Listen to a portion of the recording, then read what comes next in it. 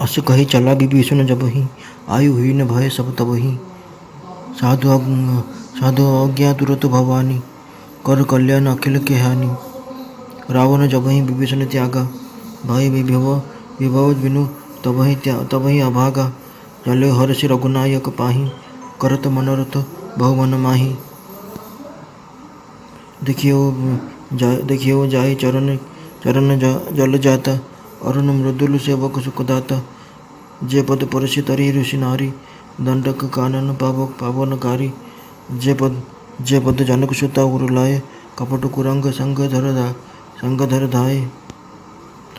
हरु गुरु सर सरोज पद जयी, अहो भाग्य में देखियो तई। जिन पायन के पादु कहीं, भरत रहे मन लाई।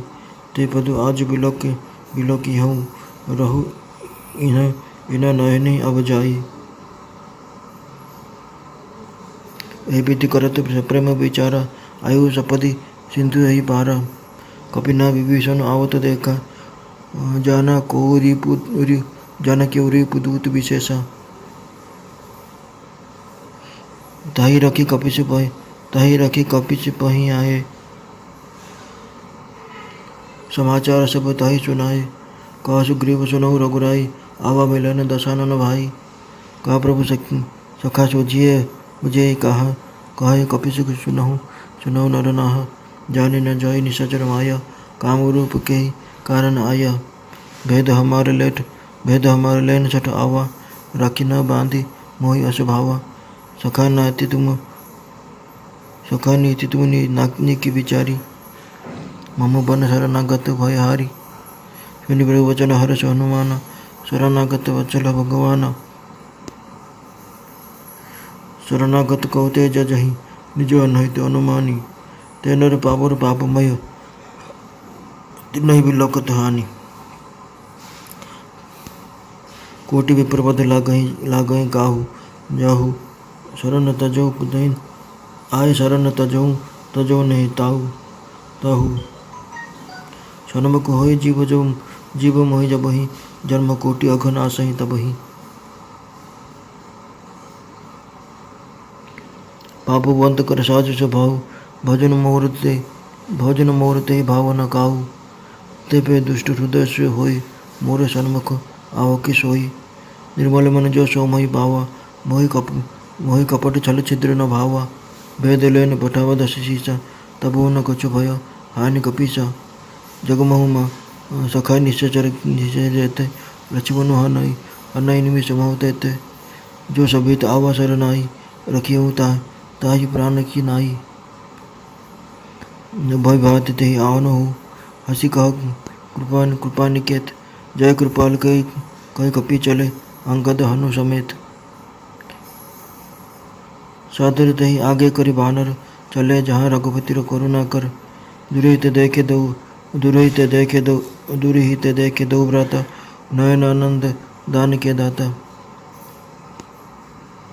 बहुरी राम सभे धाम बिलोकी, रहे ठठोकी।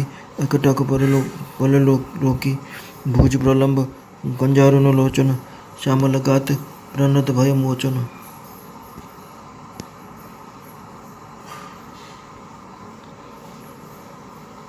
सिंह कंध आयत उरु सोहा, आनत अमित मदन मन मोहा। नयन नीर पुलकित अति गाता, मन धरि धीर कहा मृदु बाता। नाथ दशानन कर में भ्राता, निश्चर वंश जन्म सुरत्राता। सहज पाप प्रिय तामस देहा, जोता उल्लू कही तम पर नेहा।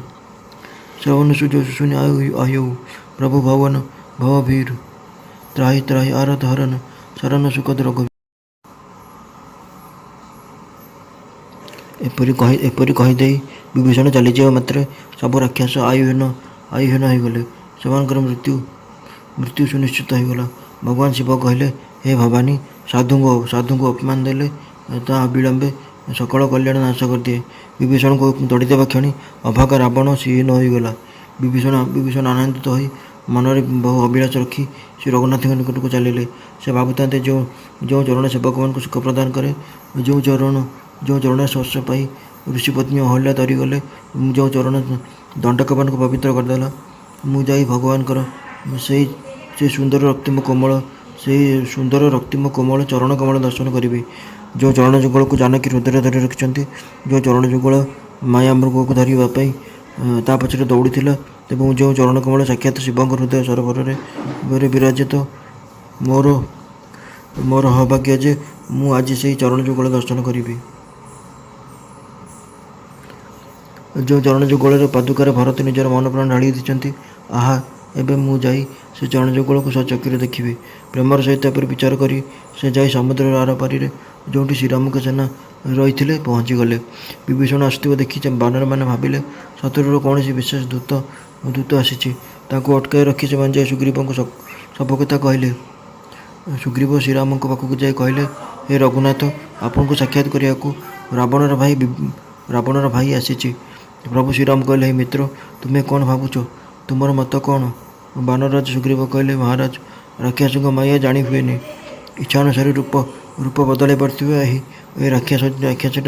राक्षसटा जे कहीं आसी मुझे जापरूनी जहाँ जना पड़ी ए मूर्ख आमर भेद खोजक आसी तेणु मुझे भावुची बांधि रखा ठीक हे श्रीराम कहले हे मित्र तुम्हें नीति दृष्टि तो ठीक विचार कल किंतु शरणागतर भय हरण करवा हूँ मोर पण प्रभु वचन शुणी हनुमान आनंदित हो गले और मन मन कहले भगवान सतरे केड़े शरणागत वचल नुहति शरण नवाक आस लोक को से पिता परी प्रेम करती श्रीराम पुणी कहले निजर अहित आशंका जो मैंने शरण को आस लोक को तड़ी दिखती से पामर अर्थात क्षुद्र पामर और पापी से मुँह चाहिए भी पाप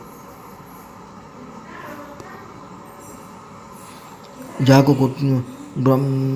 कोटी ब्राह्मण को हत्या कर पाप लगी थाए से जदि मो शरण ग्रहण करने को आसे मुझे त्याग करे ना मो समूह आसिया मात्रे जीवर कोटी जन्मर पाप नष्ट हो जाए पापर सहज स्वभाव पापीर सहज स्वभाव है मोर भजन आदौ भल लगे नहीं से लोक रावणर भाई जदि दुष्ट स्वभाव रही था से कौन मो पाखक आसीपारता जार मन निर्मल से ही मत पाए मत चंदा कपट भल लगे हे बानरराज सुग्रीव जदि रावण को आम भेदन जदि रावण ताको आम भेदन पठाई थाए तेबे भी आमर कौन से भय कर आमर कौन से क्षति हे ना कारण हे सखा जगत जिते राक्षस अच्छा एका लक्षण से समस्त को क्षणक भितर मारिदे पार जदि से रावणर भाई भयभीत हो मो शरण को आसवे तेबे मुझे मो निज प्राणपुरी ग्रहण कर सुरक्षा देवी कृपण दिन श्रीराम हसी हसी कहले से दुईट मध्य जो स्थित रही था ना कहीं नहीं आस यह शुणी कृपाणु श्रीराम जय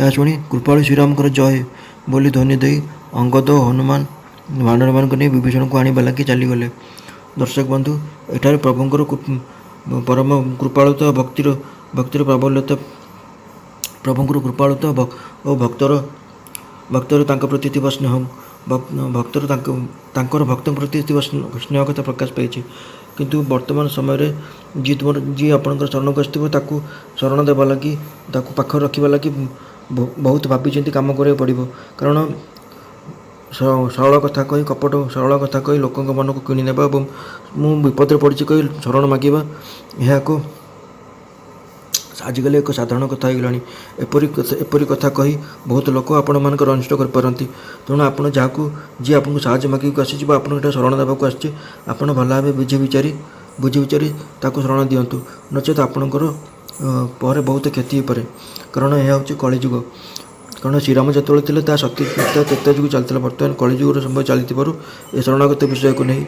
ए शरणागत विषय को नहीं आपण मैंने भाई कार्य करूँ नचेत आपण मैंने भविष्य में बड़ असुविधा पड़ पारती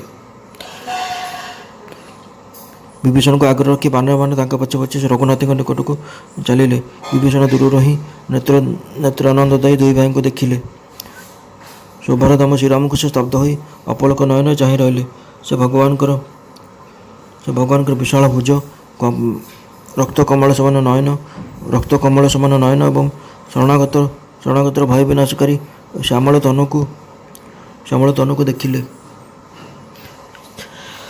ସେ ଦେଖିଲେ ଭଗବାନଙ୍କର ସ୍କନ୍ଧ ସିଂହ ସ୍କନ୍ଧ ପରି ହୋଇଛି। ବକ୍ଷସ୍ଥଳ ଅତ୍ୟନ୍ତ ସୁନ୍ଦର ଓ ବିଶାଳ। ମୁଖ ଅସଂଖ୍ୟ କାମଦେବଙ୍କ ମନକୁ ମୋହିତ କରିଦେଉଥାଏ। ଭଗବାନଙ୍କ ସ୍ୱରୂପ ଦର୍ଶନ କରି ବିଭୀଷଣଙ୍କ ନେତ୍ରରେ ପ୍ରେମାଶ୍ରୁ ଜଳରେ ପୂର୍ଣ୍ଣ ହୋଇଗଲା। ଶରୀର ପୁଲକିତ ହୋଇ ଉଠିଲା। କିଛି ସମୟ ପରେ ସେ ଧୈର୍ଯ୍ୟ ଧରି କୋମଳ କଣ୍ଠରେ କହିଲେ, ହେ ପ୍ରଭୁ, ମୁଁ ହେଉଛି ଦଶମୁଖ ରାବଣଙ୍କର ଭାଇ। ହେ ଦେବତାଙ୍କ ରକ୍ଷକ, ମୋର ଜନ୍ମ ରାକ୍ଷସ କୂଳରେ ହୋଇଛି। ମୋର ଶରୀର ତାମସୀ।